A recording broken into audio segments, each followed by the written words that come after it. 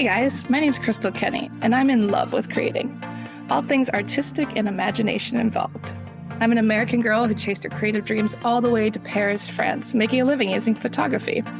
This podcast takes you inside the stories of all the artsy folks I've met along the way and gives you that extra push to discover your creative gifts. The desire to create is deeply inside each and every one of us, and I give you the tools and inspiration to find a new way of living a more creative life. This is La Vie Creative, the podcast.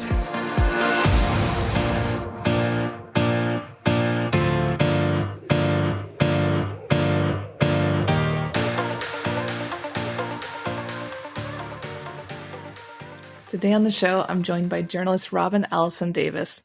She shares her new book, Surviving Paris, which brings us a powerful story of resilience, reinvention, and the creative healing that comes from telling our truth. So welcome to the show, Robin. Thank you for having me, Crystal. I was lucky enough to read your book, be one of the first people to read your book, and it was so inspiring, so heartbreaking, so many things. So I'm really excited to share your story today. Yes, I'm excited to talk to you about the story.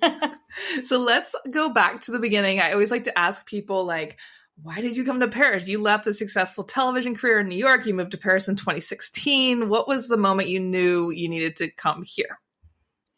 So I was toying around with the idea of being an expat for many years, and it just never seemed like the right time. Plus, I was trying to apply for jobs over here, and I could not get a job that would sponsor a visa. A lot of times in the process, they were just like, oh, you don't have working rights already? Sorry, you can't go forward in the process. So it was something that was always on my mind. And then one day I really had I don't want to say a come to Jesus moment, but kind of like that. Like at my job, I was talking to my boss and they had promoted some people over me. And she said, sometimes you have to leave to get what you want. And I was so hurt by that. I actually went to a bar in Harlem, a French bar, and really cried so much into French 75s. And I was just like, you know what? I had been toying with the idea of moving to Paris. Maybe now is the time. Maybe this is my sign that, I'm not going to get the promotion. I'm not going to move forward like I thought. So maybe I should just go for it now. Why not? Yeah. And I think I love the come to Jesus moments. I remember reading that in the book too. It's just what? You've been dangling this carrot over my head for so long. And now you once again just take it away. So it was time for a change. Yeah, it was incredibly frustrating. And I think a lot of people can relate to that when you feel like you're hitting up against the glass ceiling. And you say, okay, well, where do I go from here? And it's not like I had a husband. It's not like I had kids. So it was relatively easier for me to just pick up and move. And that's what I did. Yeah. So many stories like that. I'm the same exact way. I was like, I'm coming. I got nothing going on in the States. Let's just try something new. And somehow you end up being here for over a decade, time just flies. So Paris can be both magical and maddening. What surprised you most about building a life here? Well, I would say what surprised me most is how transient the community is. You want to make friends, you want to have a community and have, friends that are like family, which is great. And you meet a lot of them, but oftentimes people move, and in your expat circle, they'll move because their contract is up. But then also the French friends you'll make, because a lot of times you're making friends with French people who are just a bit more internationally minded. And so you become friends with them 2 years later, they decide to move abroad somewhere. And it's like, okay, well, so it's almost like you're constantly having to make friends. Now, obviously, this is different if you are someone who has children and things like that. You kind of get into the mom circles and all of that, people that are staying for, the rest of their lives. But for me, I found it to be very transient, and I was constantly having to put myself out there to make friends. Yeah, definitely. I always ask people how long you staying? Because I can't commit to you emotionally if you're going to leave in 3 years. Because you said, right. People leave, they get these contracts. It's usually a 3 to 4 year contract, and then they're gone. Yes, exactly that. And that was very surprising for me. I didn't expect that. So many guests describe Paris as a city that transforms them. In what ways has Paris transformed you? Paris has transformed me in so many ways. I mean, I had the most transformative experience of my life in Paris. Going through breast cancer twice in Paris, it showed me that I was stronger than I thought. I already thought I was a strong person. I was like, oh, I can handle anything. Like moving to Paris, I'll be okay. It's hard, but I can do it. And going through all the different apartments that I talk about in my book, the crazy, crazy apartments I had, I'm like, okay, I can get through anything. It's fine. But then when you're diagnosed with something like cancer, so far away from home, and particularly the second time where I had to do it without my family because it was in the middle of COVID, it was incredibly difficult. And it really taught me that I am way more resilient than I ever thought I could be. So that's one thing. And then also it just showed me moving to Paris. I don't want to say it made me more open-minded, but maybe it showed me how open-minded I am.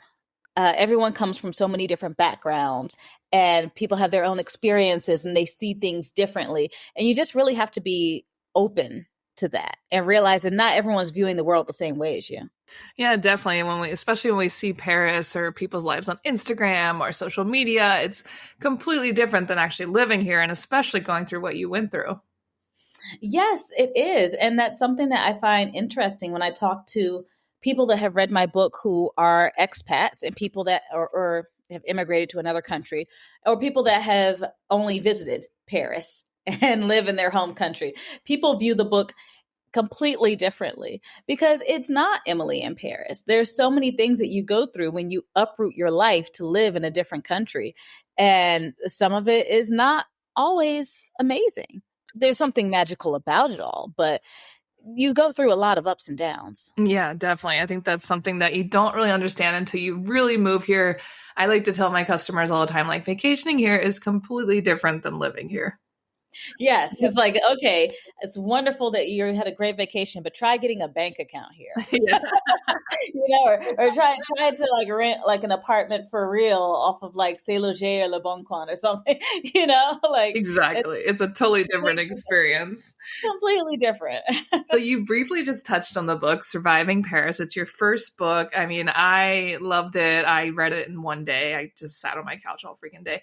And it's like exactly what you said. As an expat, like so many of the things overlapped for me, like all the stuff you went through, like the weird apartment situation with your landlord wanting to hang out to pay your rent and like the rats and the mice and like just so many things. And my heart was pouring out to you for the cancer and then coming back and through a pandemic. I mean, so many things. What sparked you to like sit down and write this book? So when I decided to move to Paris, I looked at a lot of different books that had been written about Americans that had moved to Paris. And I found that they were good books, but I didn't really relate to them. It was often people that moved for a man or they met and immediately met a man or something like that. And they were never really women of color. So I said, okay, well, it's good to get this perspective, but I wish there's something that I could have read that didn't necessarily center romance in terms of a move to Paris or was a woman of color. So when I went through my situation, my first cancer diagnosis, I thought, maybe I should write the book I wish I could have read. Then I decided to put it to the side. I was like, nobody cares. People only want the Emily in Paris type story. And then I was diagnosed again with breast cancer in the middle of COVID. And I said, okay, this is really a story now. So if I survive this second cancer journey, then I will go forth and write this book. And did you find that your writing changed when you were, that second diagnosis going through that? Did that change something inside you? I think generally as a writer, your writing changes throughout the years. You improve and you pick up different styles and things like that. I think when I first started writing in 2018, it was a bit more detached. And then once I went through my second diagnosis, I was able to really kind of dig in a bit more and get more real about the things that I was writing about, show more emotion. But it was still difficult. Like I find that the way I write about my first cancer diagnosis in the book is completely different from how I write about the second diagnosis because there was more time in between. I'm farther away from the first diagnosis. So I was able to really get into those emotions. Where the second one, it wasn't that long ago. So it still kind of stirs some things up in me. Exactly. Yeah, definitely. We are always evolving in our writing and our work. So yeah, that totally makes sense. And living through something so emotional twice, it's a lot. So talk about how you wrote something so deeply personal. Was there a certain approach you took to it? Were there rituals? Yes. So I've always kept a journal. I kept a journal since I was 7 years old. And I utilized my journal often to try to get back to the emotions of what I was feeling in that time when I was writing these portions of the memoir. And for me, because you never forget, but you really need to be back in that moment to really kind of explain and create the world around what was happening then. And I also had certain music that I listened to. I often listen to there's a song "Breathe Me" by Sia, and it's a song I listened to on repeat when I was in the hospital during my mastectomy. So it's a song that I kind of associate with that. And when I listened to it, it was able to help me bring out the emotions even more and add more of a deepness and richness to writing that section. So there are a lot of little tricks like that. And then in terms of rituals, I did have a little bit of a ritual, but I think that at one point, I got too wrapped up in having a ritual. Like I would light my candles, I would turn on my music, then start writing. And I sold my book on proposal. I had a deadline as to when I had to turn in the manuscript. I had to turn it in 11 months after I sold it. So sometimes you have to write without having the ritual. I found that I wasn't writing as much because I was like, no, I'm not, I don't have my ritual. And it's just like, girl, just get this done. Get Yeah. this. So I had to let go of the ritual at some point, but oftentimes I did return to it. Yeah, definitely. When it comes to writing, you read all these books about like how to write memoir, and it's like just write, like there is Yeah. no how. You just sit your butt down and you do it. Yes, at the end of the day, that's what's most important. And they often say, write in the mornings, first thing you wake up. And I'm just not a morning person. And I found I was trying to shove myself into what a writer should be. And I said, you know what? No, I need to do what works for me. And that was really helpful. Definitely. Yeah, we all have different ways of working. And were there moments in writing this book that felt healing or moments that felt too raw to revisit? Yes, there were definitely moments that felt very, very raw. I talk about after my second diagnosis when I'm going through chemotherapy, I had a side effect that was very, very I think it was a bit rare, but it was debilitating. It was awful. I wanted to kill myself. And it's a portion of the book that is still very, very raw for me to read. And even if you listen to the audiobook, my voice cracks a bit because I was crying as I was narrating that part of the audiobook. So revisiting that time was incredibly difficult for me. And another thing, I had my sister as one of my early readers, and she told me, I can tell at certain points of the book where you're holding us at arm's length. Like you need to write about this and get deeper into there. So having her to read that as someone who knew me as I was going through it was very helpful. And I found the certain parts where, yeah, I need to go deeper. It's obviously a point that is raw for me and the reader can tell because I'm not really going into it. So that was something that I had to revisit multiple times. Like, okay, I have to go deeper at this part, deeper at that part. And in terms of healing, I think overall, I think writing the book was healing because when I look back on it, now I have this record of what happened to me during this time and how I felt and everything that happened. I wanted to make a scrapbook. I have a scrapbook of like pictures and notes from that time where I was like, I'll make a little breast cancer scrapbook. But now I don't really feel the need to because I feel like I have this record of everything that happened and how I existed in these years of 2018 to 2021. And for me, it's just healing to know that I have that and that it's out in the world. Yeah, definitely. Like you said, it's like a journal that you'll never lose. It's a memory too, even if it's something really hard that you lived through, it's like it's still a memory, a big part of your life. Yes, yes. And it's something that I hope others will gain something from, whether it's just inspiration to move to Paris, whether it's inspiration to really get that book down, or just to show them that you can move abroad and the worst thing can happen, but you can still get through it. And were you scared to share your story? I know with memoir, it's so personal and people, it's like standing naked in front of a crowd, like how do you feel about sharing such personal things? Well, I've always been someone who, I used to always love the quote, I'm an open book, but don't expect me to read it to you, which is a great quote, but now doesn't apply since I literally have a book about my life that I have been reading to people. Yeah, exactly. Doesn't apply anymore. But I'm generally a very open person, but there were certain parts that concerned me. I was worried about people placing judgment on my treatment, my medical treatment. A lot of people, when you say you have cancer, people have opinions as to how you should be treated and this and that. But to be honest, this is in the past. I did what I consider was best for me with the information I had at the time. So if I'm doing a book event and someone says, well, why didn't you do it this way? Does that really help us for you to ask me that question? Because it's already done. So that's something that really bothers me and worried me about writing the book. People questioning why I did my medical treatment the way I did. Because, I'm still a living person. You can still make me feel bad by saying stuff like that. I did the best I could. And then also just talking about something so personal, talking about my breasts to the world. Who wants to do that? Yeah. And dating and all that. Like, it's a lot. Yeah, the dating. There was a book that I really liked, and she wrote a lot about her dating in that book. And at the end, she said, I never would have written this book about dating if I weren't already married now. Yeah. Because of all the judgment you get on dating when you're single. So that was something that concerned me as well. But I will say overall, the reception has been really great, and I haven't had to deal with anything like that. But it's definitely scary. Yeah, I was going to say, has anybody at these events like said something to you about like, you should have done cancer this way, which seems so ridiculous. Like, it's not like something any of us want to understand. And even until we go through it, we have to understand it. And I thought that was really interesting in the book too, how it was kind of like, you're in these chat groups trying to learn about, different people's experiences, and everybody's much older. Everyone is white, and like, oh, you didn't do it this way. And like, do you have enough cancer? You didn't do chemo. Like, it's crazy. You can even be discriminated against for how much cancer you have.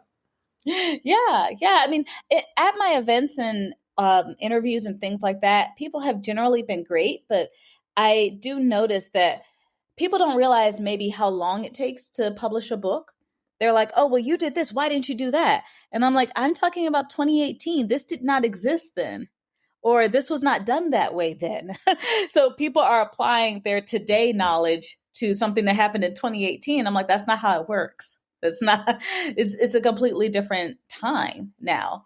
So that's one thing that I've noticed. But generally, everyone is just really happy that I'm sharing my story. I've met a lot of breast cancer survivors at my events who have told me that they like that I speak so plainly about breast cancer, because a lot of them can't or won't, because they said there's so much shame associated with it, which is true. There's a lot of shame associated with having cancer and being a cancer survivor, which people don't realize. But I hope that by speaking out about it so much that I'm helping to kind of reduce the culture of shame around it. And where does that shame come from? Like, why do you feel bad about having cancer?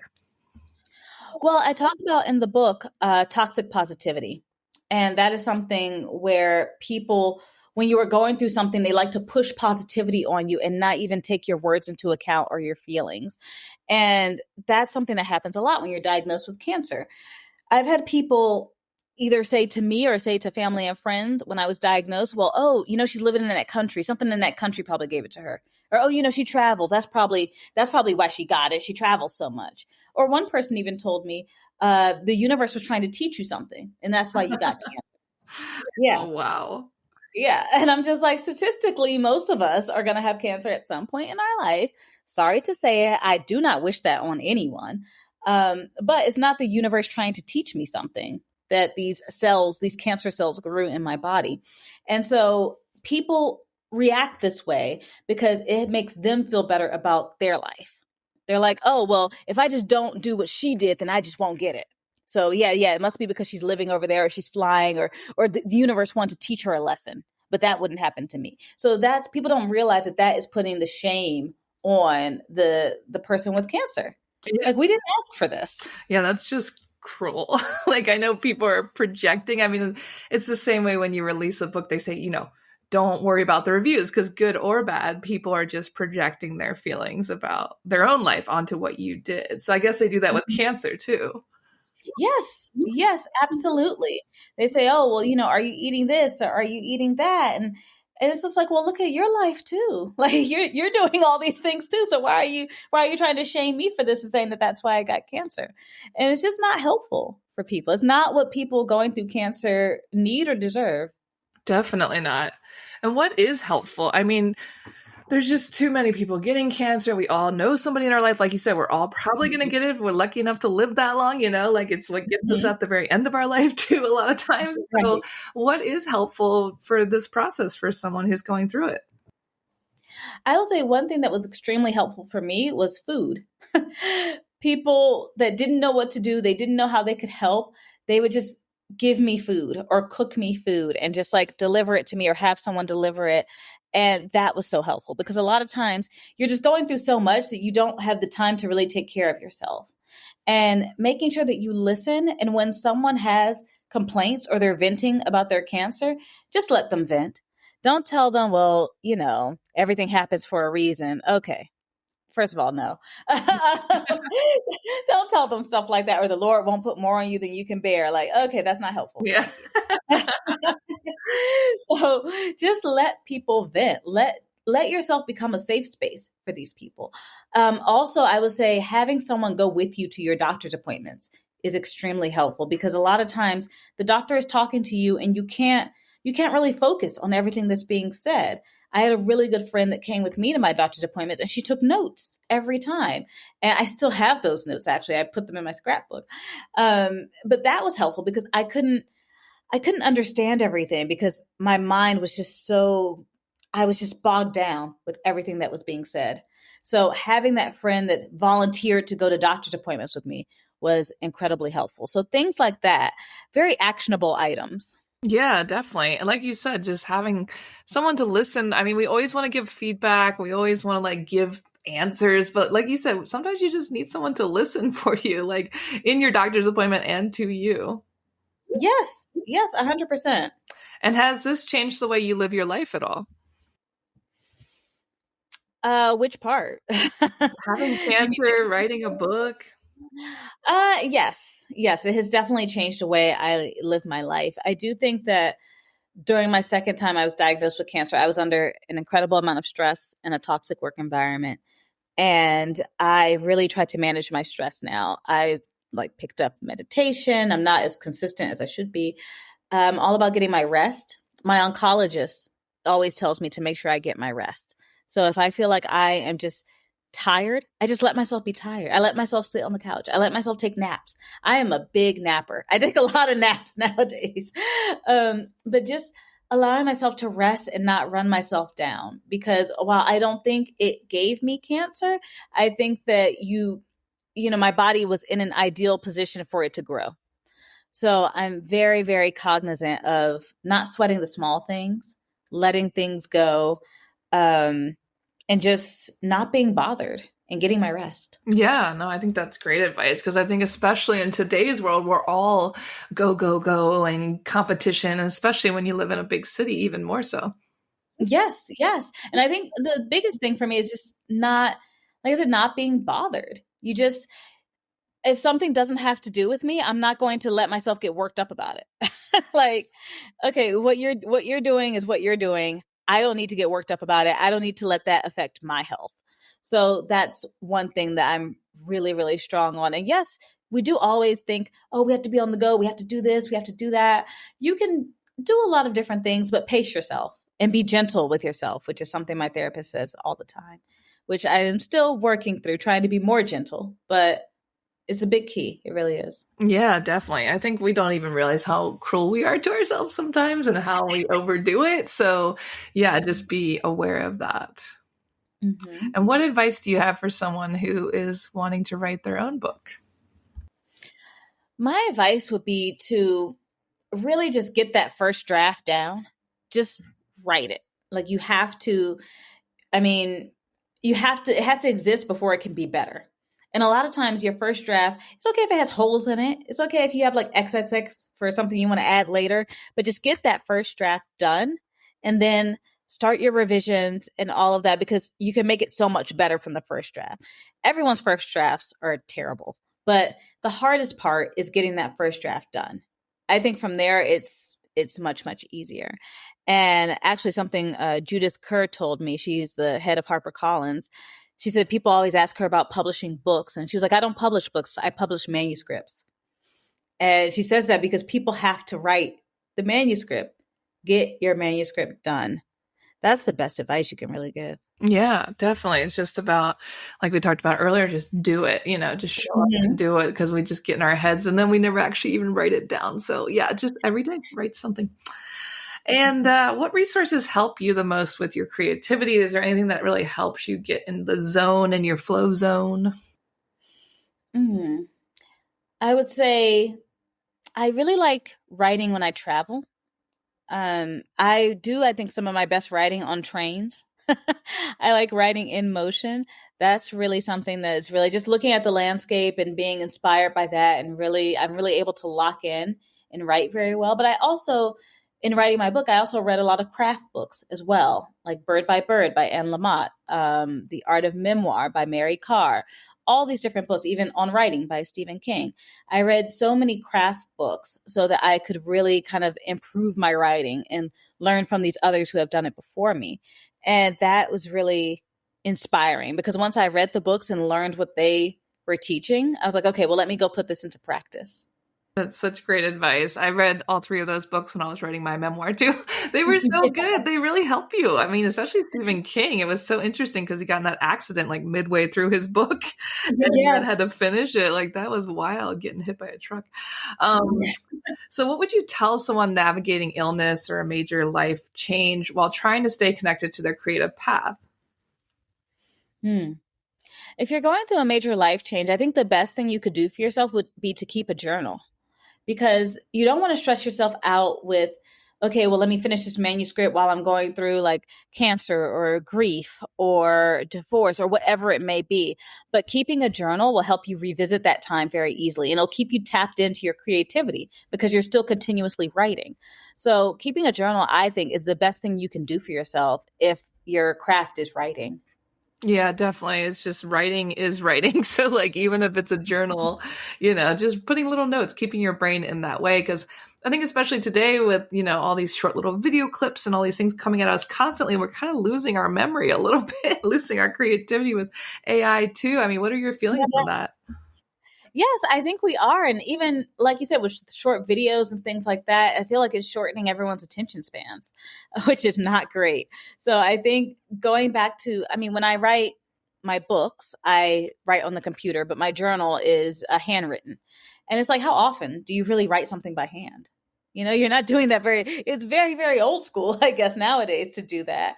And it's something that's completely not technological. It's not tapped into AI and all of that. So I think that is definitely again my number one tip. But also the AI stuff, I I can't get into it. It's a little disturbing to me how much people use it. When I have friends that are telling me that Chat GPT is their therapist and things like that, I'm like, oh no, this is not good.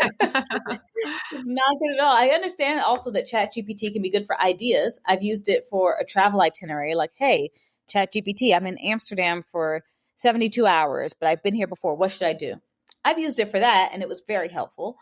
But yes, it is, I think, kind of zapping our brain power, and people need to be cognizant of that and just kind of limit their usage. But, Yeah. you know, Yeah, definitely. We need to keep our critical thinking people. Like we can use it a yeah. little bit, but not all the time. I know people who use it for dating and they like use it to respond for chatting on the dating apps. And I'm like, you need to have your own response. Don't let the robot write for you. Right, because what? Then you go on the date and you have nothing to say because you don't have ChatGPT telling you how to respond to this Yeah, person. and you're not even your real personality because like you're Right. not a robot. But yeah, there's a lot going on with that.